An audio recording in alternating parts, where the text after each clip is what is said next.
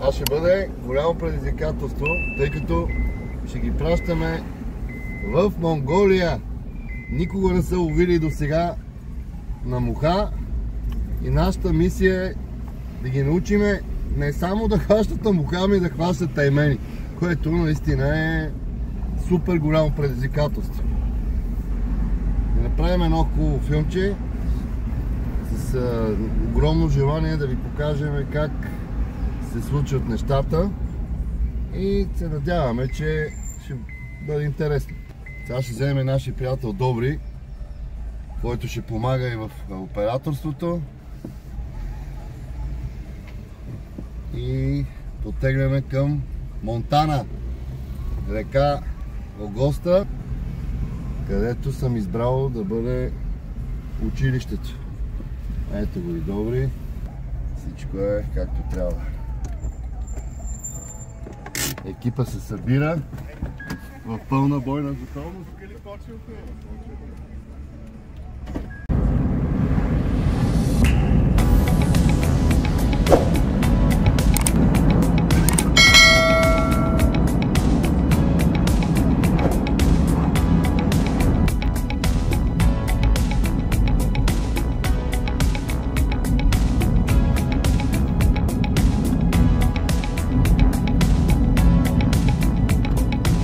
Стигаме. Пусната е, идеално. Има.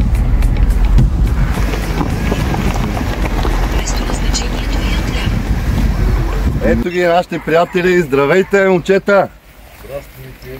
Това са двама наши нови такива приятели, които... Здравейте! Това е Венци, това е Жоро. Момчета, харесва ли ви реката? Прекрасно. Как ли се вижда? На такава река ловили сте друг път голяма? Никога. Не сме ходили на такава река. Не сте ловили? Не. А по принцип с какъв вид риболов сте се занимавали друг път? На плувка. На плувчици? На плувка, да. С червече? Да, с бял. Това е класиката, както си е. Абсолютно. Много отпускащо и това. Добре. Как ви дойде идеята за това предизвикателство, това приключение, което сте решили да направите в Монголия? Ами, в интерес на истината той ми беше споменал преди няколко години по неговите хоби TV и така нататък, че беше гледал за Монголия и ми беше споменал, че му е мечта да стигне един ден до там да лови риба. И ти му направи подарък? Му направих подарък. Супер! Ево. Това се казва син, който обича татко си. На всички синове поръчвам да направя такъв подарък на своя татко. Но проблема е, че той не видял, че е с мухарка. Не, това не е проблем, това беше, вие изпреварихте следващия въпрос, защото нали, тогава сте разбрали чак като направихте заявката, че е с мухарка. Абе, аз и преди да я направя, знаех, ама викам колко да е, ще се научим. Страхотно. А като гледам така фигурите, нещо сте тренирали, май? Баскетболист. Баскетбол. Ама така на професионално ниво. Той да, аз малко по-любителски. Супер. Ами сега като поемаме ние, нашия клуб Никулден, поема това огромно предизвикателство да научиме двама души, които никога не са ловили на мухарка, да се пробват да хванат таймен. Най-голямата риба, най-голямата пастърва в света, и вие ще направите такова предизвикателство да хванете пастървата с шнур и муха на fly fishing. Това е най-голямото предизвикателство и една моя мечта, където признавам си не можах да осъществя. Пожелаваме ти да си осъществиш. Благодаря. Сега ще се опитаме тук да направим един много интересен урок. Значи за един ден на река, на терен, аз имаше няколко минути, 20 минути съм им показал основни неща пред нашия магазин Никулден. Единственият магазин, между другото, в който може да се покаже, има терен, да се направят няколко кастинга и урока. И сега за пръв път стигаме на вода, ето е Монтана, Огоста река, и ще имаме урок и едновременно ще хващаме пастърви. И ще ви запознаем по-натам с уменията и с желанията на нашите приятели. До скоро!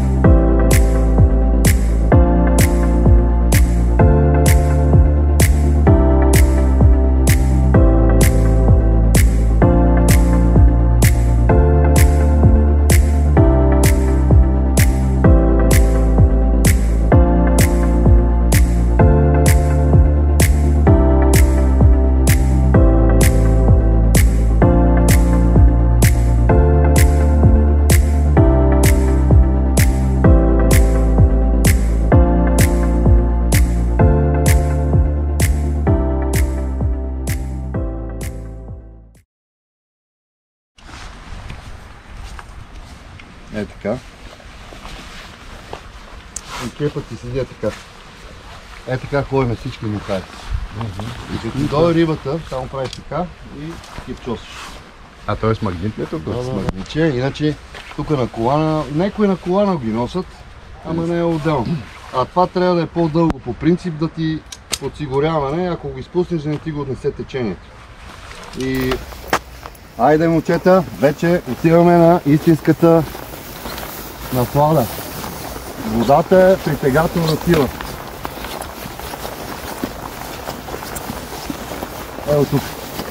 Само внимай, Венци, че твоите се пързалят. И моите. Ето, направо е писта.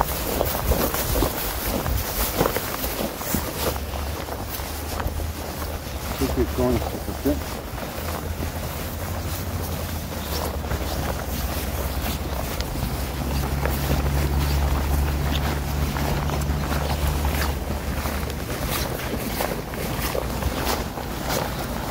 Само да го дигнем.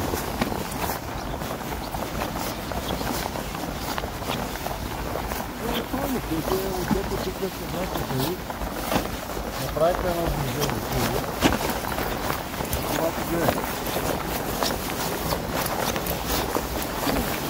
Виждането е малко тук на този терен, но тук ми е много такова, долу има много хора. Въдите се носят назад по принцип. Значи е така се носи назад. Да не се заблееш и да наведеш върха. Е така, защото да се заблееш, така не мога да си.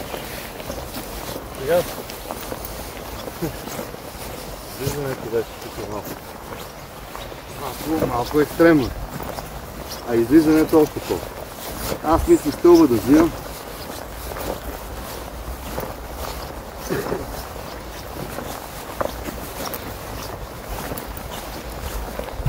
Не мога да го дигнеш, бе.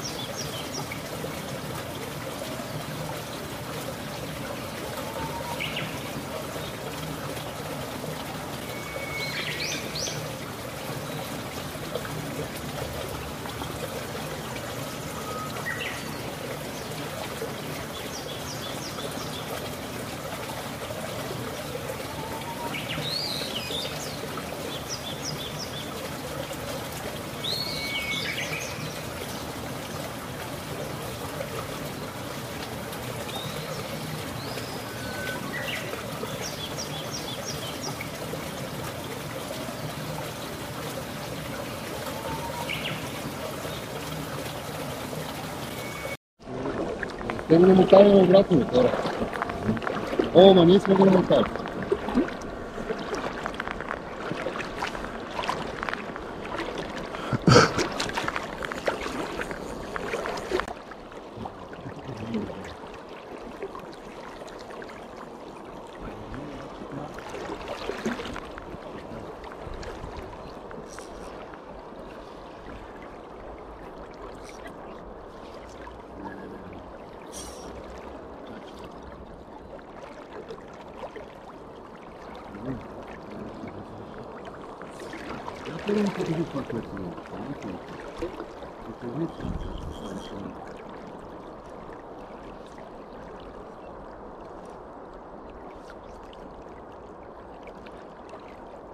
Много сваляш въдицата назад. Много. Сприя 12. Не аз спираш. Подхвърли, хвани с пръста Ходи с пръста, тук. Това шнурка е, не, с това преследва. Прихвани шнурата. Направи правилната стойка. Значи, ето така. Така и така. Този тук да пусти по това. Това е правилното. Да може... Виж? Ей колко лесно. Не нужда. Чай, гледай, погледи. Това са силно 12. Оп! Тя ми говори. Тя сама си говори. Без да гледаш. Оп, говори. Изпълнено. Значи, видиш, трябва да го фъриш назад. Няма нужда да си платиш и си. Виж, гледай. Ето тук, като самолета, първо отлепа, да не ти направи така. Шноп шнура. Виж, не става. Не чули си назад.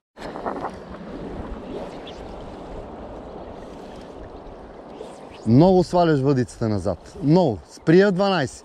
Не я спираш. Подхвърли, хвани с пръста. Хвани с пръста. Тука. Това шнурка ето. Не, с това пръст средния. Прихвани шнура тук. Направи правилната стойка. Значи ето така. Така и така. Този тук да прищипе при тоя. Това е правилното. Да може ето. Виж? Гледай колко лесно. Няма нужда. Само гледай, погледни.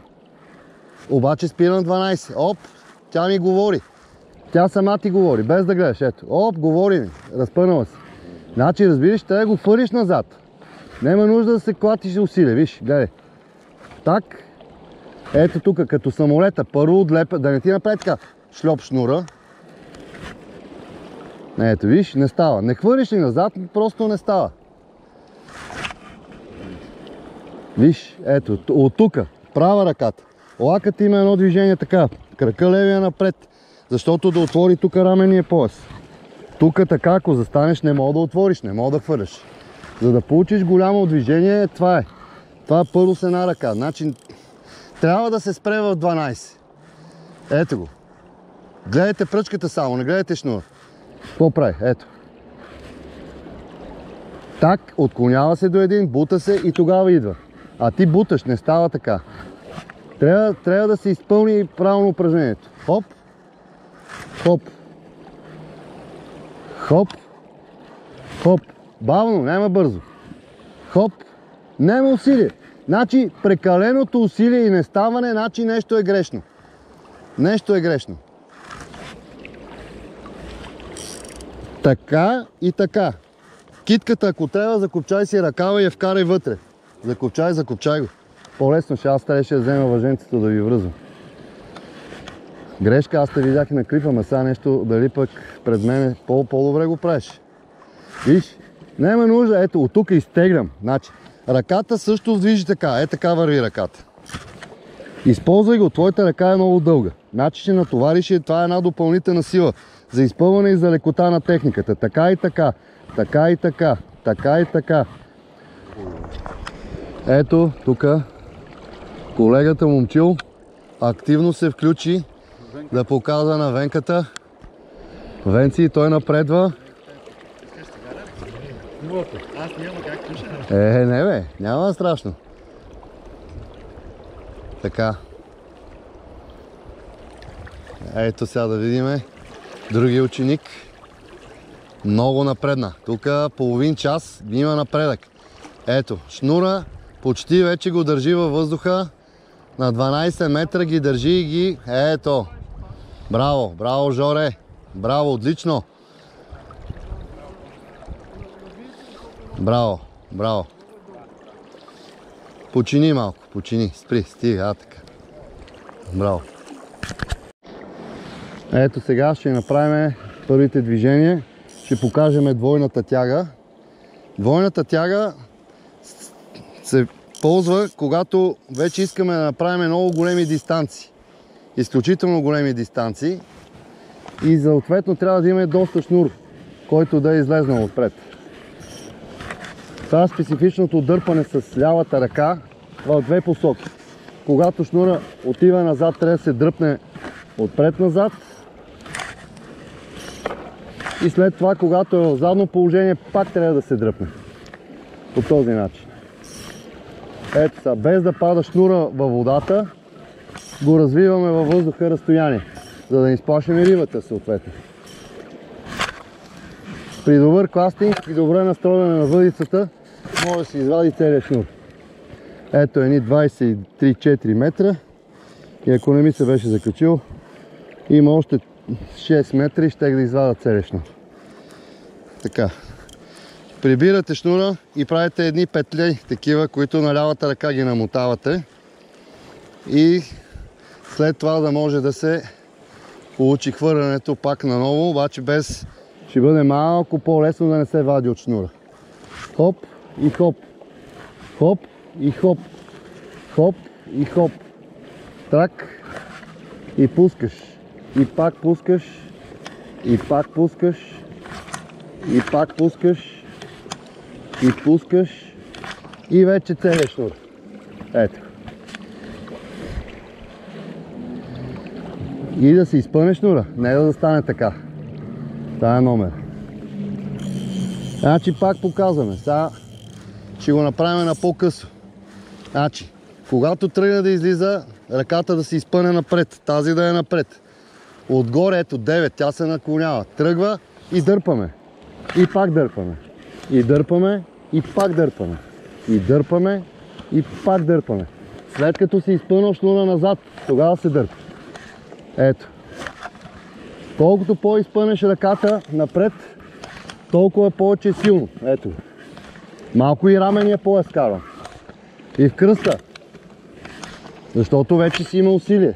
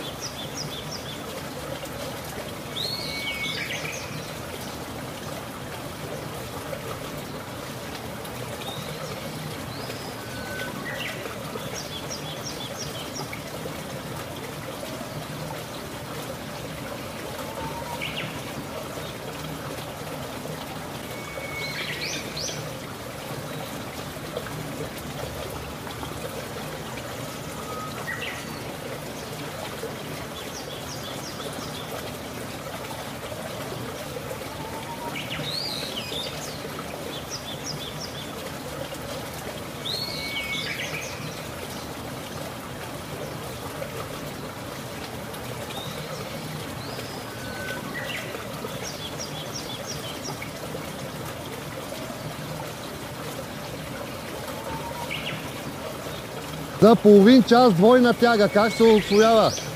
Приятели, това е. Ето, първоначалното движение, първото. Само половината от двойната тяга. Дърпане напредно. Чудесно, Жоре, чудесно. Чудесно. Но хаймал. Супер! Почивка. Ролкаст. Нали? Малко не е изпълнено, но ето. Още изчакай, Жоре, да стане по-голямо. Дигни пръчката нагоре. Дигни нагоре. Ето ролкаст. Как се прави? Как се учиме на ролкаст? Днеска минаваме 10 урока за един ден. С голямото желание на нашите приятели. Жоро и Венци. Ето, получава се. Дигни още въдицата нагоре. Да направи хубаво кръгче. Изчакай.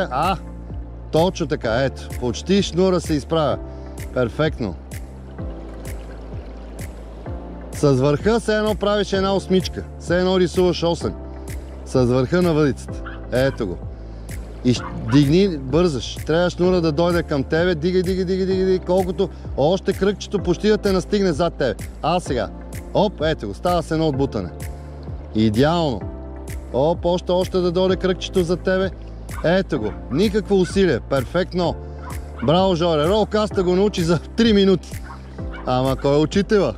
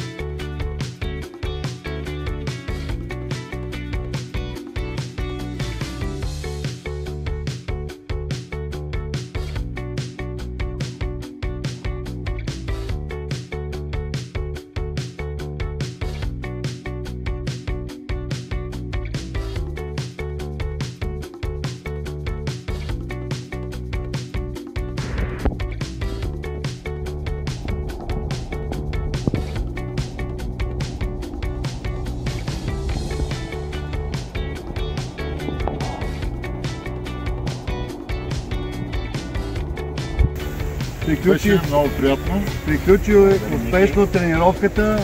Смятам, че научихте много неща и наистина има така доста напредък и съм по-спокоен, че ще ви изпратиме така съзнания, които имате шанс да хванете риба. Дано и да имате късмет. Той късметът ви си голямо значение.